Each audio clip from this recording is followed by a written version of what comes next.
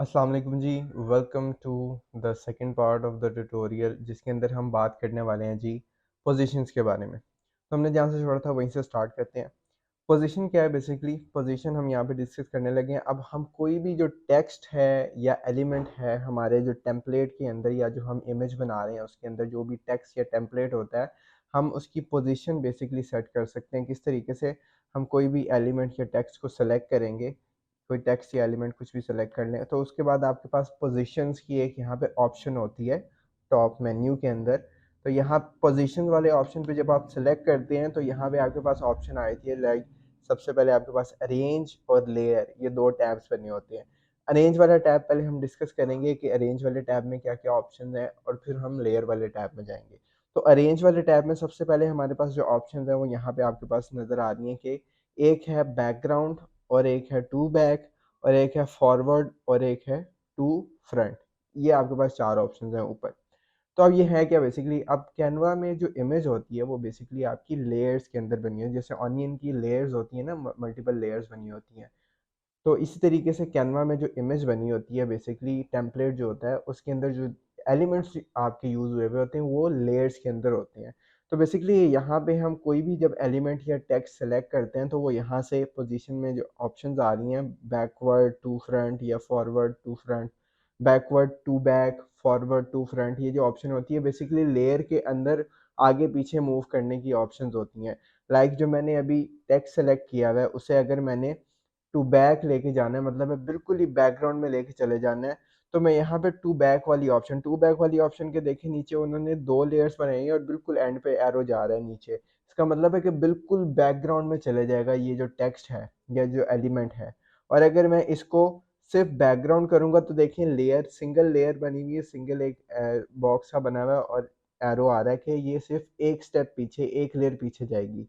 तो अगर मैं इसे बैकवर्ड के ऊपर क्लिक करता हूँ तो ये देखें 1 2, और ये एक एक स्टेप पीछे गई तो वो एलिमेंट के पीछे चलेगी। और मैं अगर इसको टू फ्रंट करूंगा तो ये फौरन से फ्रंट पे आ जाएगी, ठीक है, बिल्कुल टॉप के ऊपर आ जाएगी। तो ये हमारी है बेसिकली कि अगर हमने लेयर के अंदर या किसी एलिमेंट के बैकग्राउंड को किसी एलिमेंट को किसी दूसरे एलिमेंट की बैकग्राउंड में लेके जाना है या उसके आगे लेके आना है तो हम यहाँ से पोजीशन से अरेंज वाले सेक्शन से कर सकते हैं। उसके बाद नीचे अलाइन की ऑप्शन है, अलाइन टू पेज। अब ये अलाइन क्या है? बेसिकली ये जो एलिमेंट या टेक्स्ट आपने सेलेक्ट किया हुआ है इसको आप अलाइन कर सकते हैं।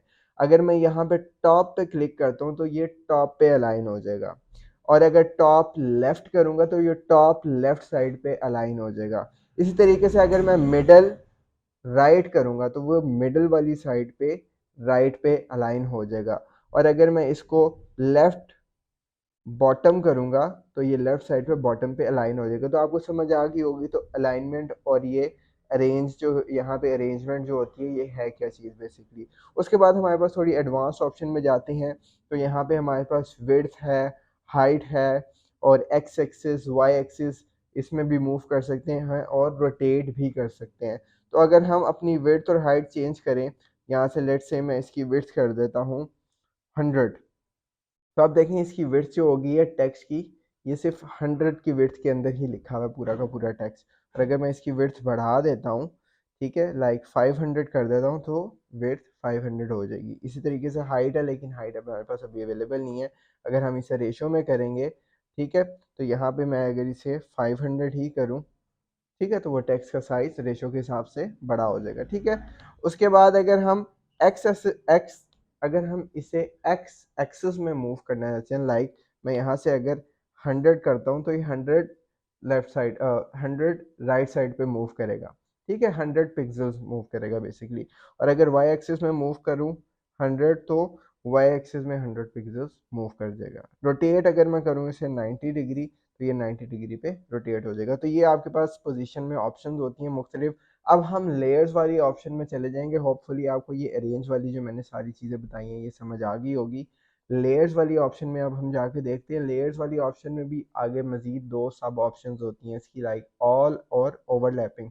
ओवरलैपिंग क्या होती है? बेसिकली जो भी आपने एलिमेंट सेलेक्ट किया होगा वो उसके ऊपर नीचे जो एलिमेंट्स ओवरलैप हो रहे हैं वो बता रहा होगा, लाइक इस डिजिटल मार्केटिंग एजेंसी ये जो टेक्स्ट है इसके साथ ओवरलैप कौन कौन से कर रहे हैं, ये जो ये माइक्रोफोन या ये जो बना हुआ है बड़ा सा माइक एक वो, और साथ में ये डायमंड शेप जो है ये ओवरलैप कर रही है। ठीक है, अगर मैं ये मॉनिटर सेलेक्ट करता हूँ तो इसके साथ जो ओवरलैप कर रही हैं वो बताएगा, और अगर मैं ये सर्विसेज वाले को सेलेक्ट करता हूँ राइट लाइक दिस, तो ये इसमें जो ओवरलैप कर रही हैं एलिमेंट्स ये इनका बता देगा। ठीक है, अभी मैं ऑल लेयर्स में जाऊंगा। जो ऑल लेयर्स हैं बेसिकली ये आपको बता रहा है कि जितने भी एलिमेंट्स हैं देखें ये अलग अलग लेयर्स में सेट हुए हुए हैं। लाइक आवर सर्विसेज जो है ये अलग से सेट हुआ हुआ है। अगर मैं आवर सर्विसेज को बिल्कुल नीचे लेके चला जाऊँ, ये येलो वाला जो एलिमेंट है हमारा, ये देखें ये येलो वाले एलिमेंट के ऊपर है। अगर मैं इस येलो वाले एलिमेंट के नीचे लेके चले जाऊंगा आवर सर्विसेज को, तो आप यहाँ देखें आवर सर्विसेज जो है यहाँ से गायब हो गया है। अब मैं यहाँ पे दोबारा से आपको करके दिखाता हूँ। ये ऊपर मूव करूँगा तो ये इसके ऊपर आ गया, और ये नीचे मूव करूँगा लेयर के तो ये नीचे मूव हो गया। इस तरीके से आप लेयर्स को अरेंज कर सकते हैं यहाँ से। तो ये थी हमारी पोजीशंस एंड लेयर्स। होपफुली आपको ये समझ आई होगी, और नेक्स्ट वीडियो को देखिए इंशाल्लाह। Thank you so much. जज़ाकल्लाह।